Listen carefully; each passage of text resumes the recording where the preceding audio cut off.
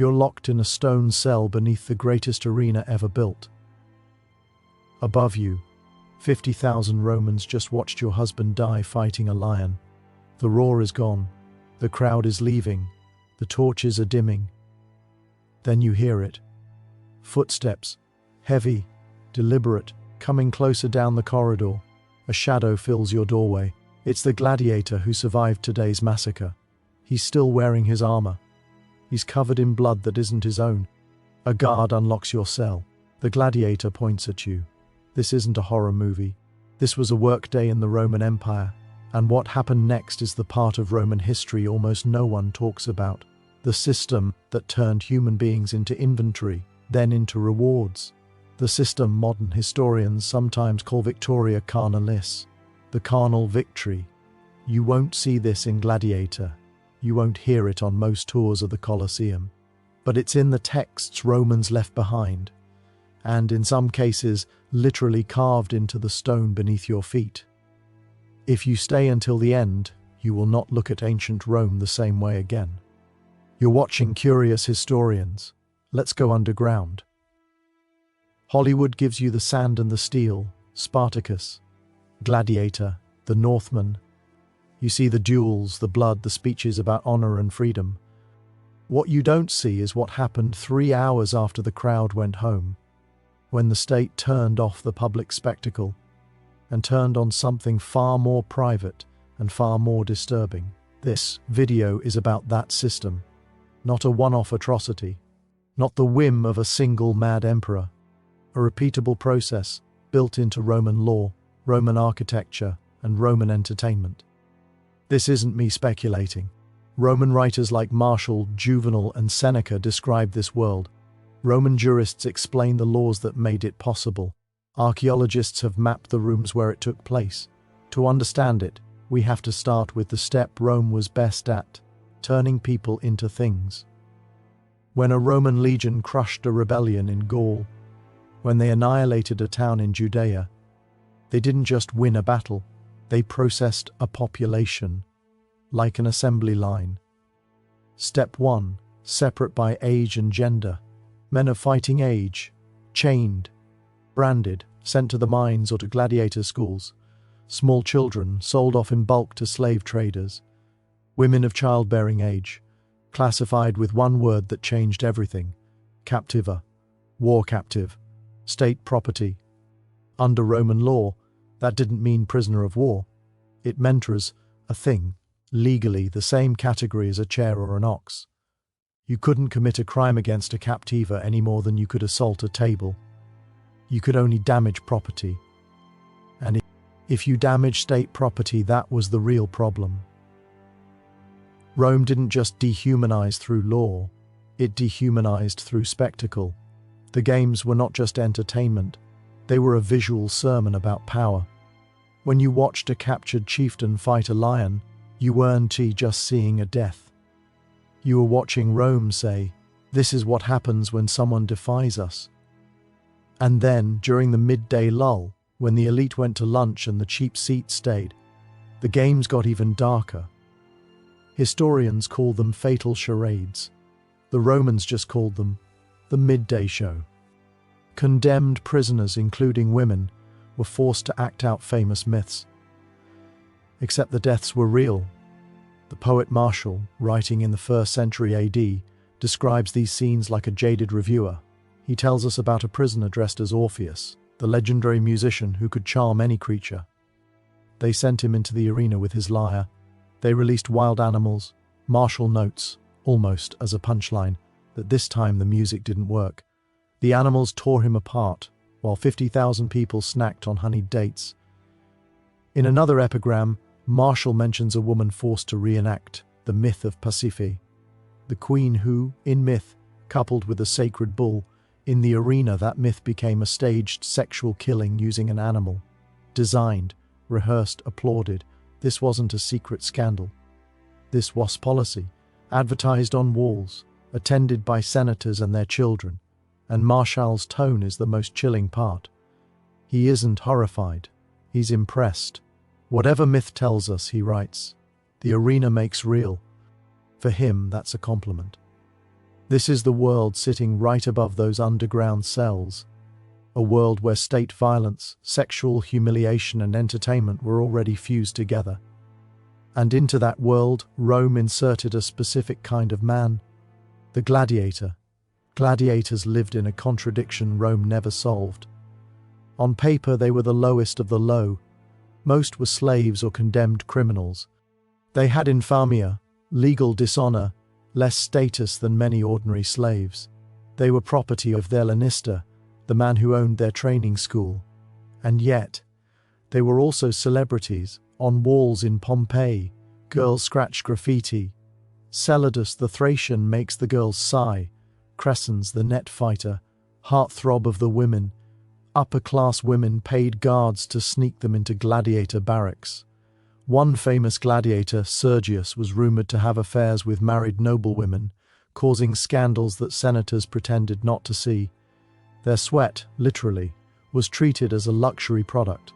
Collectors scraped it from their bodies after matches, mixed it with oil, and sold it as a beauty tonic and aphrodisiac. Enslaved men, whose perspiration was bottled for profit. Rome desired them, Rome despised them, and Rome feared them. Because of one name, Spartacus, in 73 BC, 78 gladiators escaped a school in Capua. Within months, they had tens of thousands of followers. For 2 years, they defeated legion after legion. Rome eventually won, but the Senate lined the road from Capua to Rome with 6,000 crucified bodies. One crucifixion every 40 meters for nearly 200 kilometers. A highway of warning. That trauma never left Rome's imagination. Every time a gladiator picked up a sword, everyone quietly remembered. Last time, they almost burned this whole system down. So, how do you control men like that? You give them just enough to feel powerful, food bonuses, prize money, the promise of freedom after enough wins, and something else. Something the sources mention only in passing because to them it didn't need explanation. Access to the captives below. This is where the public show ends, and the part we're almost never told begins. In many cities across the empire, after especially impressive victories, gladiators were granted privileges of the victor. The phrase is vague in the sources, but when you line up hints from Martial, Juvenal, and later writers, what we know about how armies rewarded soldiers with captives, and the physical layout beneath the arenas, a consistent pattern emerges. It looks like this. The fight ends, the crowd roars, the emperor or the game's sponsor gestures for mercy. The losing man is dragged away. The victor does his victory lap. Hours later, when the seats are empty and the sand is being raked smooth for tomorrow, a guard brings that same gladiator down into the hypogeum, the underground maze below the arena. He's still armored, still streaked with dried blood and sand. They pass animal cages, the smell of straw and fear. They pass the machinery, the elevators that lift beasts and men through trapdoors. Then they turn into a quieter corridor. Here, there are no animals, no weapons racks, just stone rooms, with doors that lock only from the outside. Inside those rooms, benches built at a specific height into the walls. Iron rings ancho, red into stone, some near the floor, some higher. In several amphitheaters, Capua, Pompeii, and under the Colosseum itself, archaeologists have found rooms like this, not big enough for storage, not laid out for training, but perfectly suited for restraining people. Who was in them? This is where law, logistics, and ugly logic converge. We know Rome kept state captives, captivae damnatae, for use in the games. We know officials called commentari maintain ledgers of state-owned human property, including these women. We know gladiators receive privileges and prizes after victories. Putting those together, many historians argue, these rooms were where conquering violence was turned into personal reward. The captives weren't chosen. They were assigned, by number, like equipment. The gladiator is shown a row of doors. Maybe he's allowed to choose. Maybe he's already been told. Either way, the guard unlocks a cell. The woman inside has already lost everything. And the state considers what happens next part of the operating cost of the games. Not a crime, not even a scandal, just the system working as designed. Let's talk about the physical evidence, because this is where the story stops being just texts. When 19th and 20th century archaeologists first explored beneath the Colosseum, they were looking for engineering. The lifts that shot animals into the arena, the corridors used to move gladiators unseen, the drainage systems. They found all that, but they also found something they didn't quite know what to do with. Small chambers clustered in a particular sector of the hypogeum, roughly 10 to 15 square meters each. Stone benches built into the walls, iron rings set permanently in masonry, door frames reinforced with iron bands, locks only on the outside. Under other amphitheaters they found similar rooms, often in pairs or rows. In some, the plaster near human height is smoothed and worn in ways that suggest bodies repeatedly pressed, turned, struggled against it. In a few, there are scratch marks, some random, some forming letters. Most of that graffiti is fragmentary or simple. Names, prayers, pleas to gods, things like, "Remember me," "Valeria, captive, prays for death," "short, desperate." These aren't the voices Roman history usually preserves.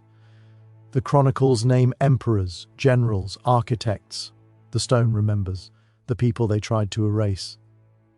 Are these rooms only for sexual punishment and reward? No one can claim that with absolute certainty. But here's what we can say. We know captives were stored below arenas. We know they were used as part of the reward and punishment system. We know Rome built specialized cells beneath the very places where this would happen. We know Roman writers normalize this linkage between conquest, sex, and spectacle. Put together, we're not looking at a handful of bad nights. We're looking at infrastructure. History almost never lets us hear individual women in this system, so we have to reconstruct their reality from what we don't know. Start at the beginning. You're a young woman in a village in Gaul, or in a town in Judea, or on a farm in Britain. The legions arrive. You watch your home burn.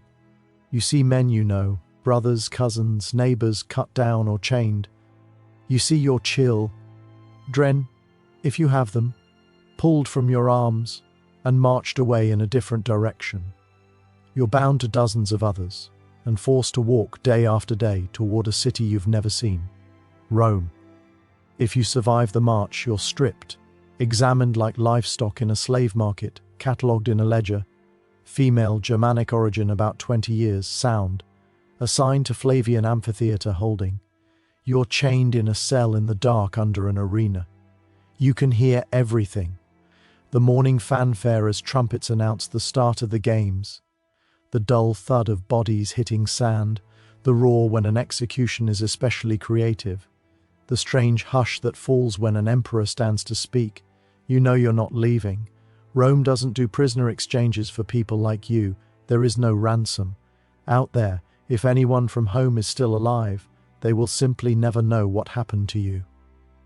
And then one day, after some fight you can't see but can hear in the registers of the crowd, the footsteps stop at your door, the latch turns, and a man steps inside, still smelling of iron and fear and blood.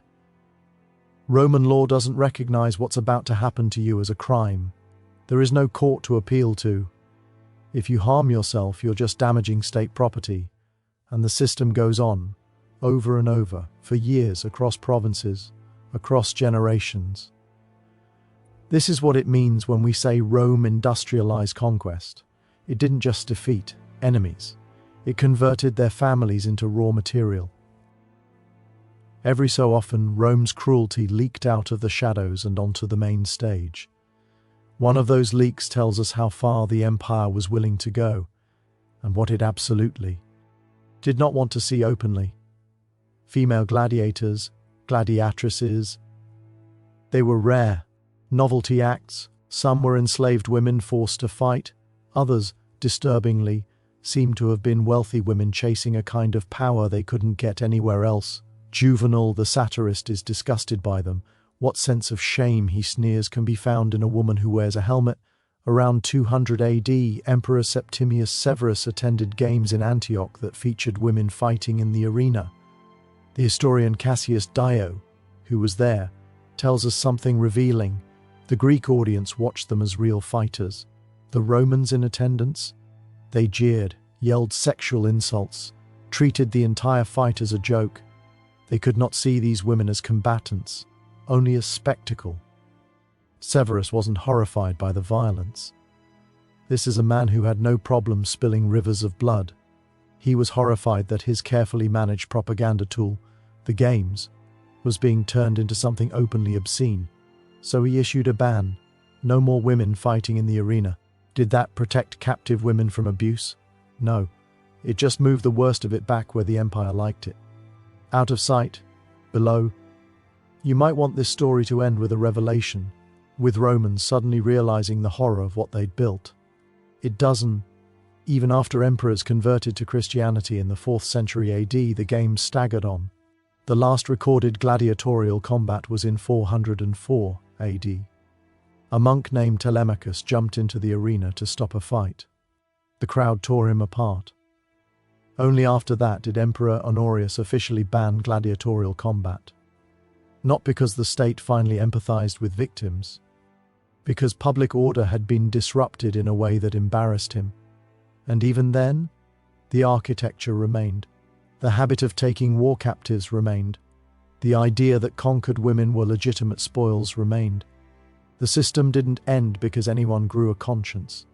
It ended because the machinery of conquest broke. The empire ran out of money, out of soldiers, out of power. No more imperial armies marching across continents. No more fresh captives to feed into the gears. The machine died of starvation, not of shame. Today, millions of tourists visit the Colosseum every year. They take selfies in the sunlit arches. They hear about gladiator duels and naval reenactments. If they're lucky, a guide might mention Christians thrown to lions. Though even that, in the Colosseum specifically, is debated. Almost no one talks about the rooms underneath. The cells with iron rings in the walls. The benches at that too specific height. The scratch marks that say, in effect, I was here, I suffered, I was not supposed to be remembered.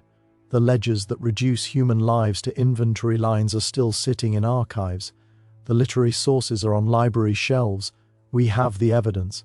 We just choose most of the time to look away. Because it's easier to love an empire when you only look at its aqueducts. Easier to admire Rome when you stop at Rhodes and Law and the Senate. But empires aren't just the things they build. They're the systems of suffering they normalize. The Colosseum is not just an engineering marvel. It is a monument to what happens when entertainment, politics, and dehumanization merge into one machine. Above, the spectacle Rome wanted you to see. Below, the truth it assumed you'd forget. Why dig all this up?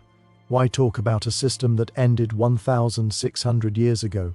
Because every empire tells the same story about itself. We are bringing order. We are bringing civilization. We are protecting you. Rome told that story while it turned human beings into inventory, while it built specialized rooms for suffering beneath its proudest symbol, and then it buried that part of the story under dust and marble and myth. If we only remember the arches and the heroes, we learn exactly the wrong lesson. We tell ourselves power can be beautiful without being cruel. That's never been true. Not in Rome. Not anywhere else.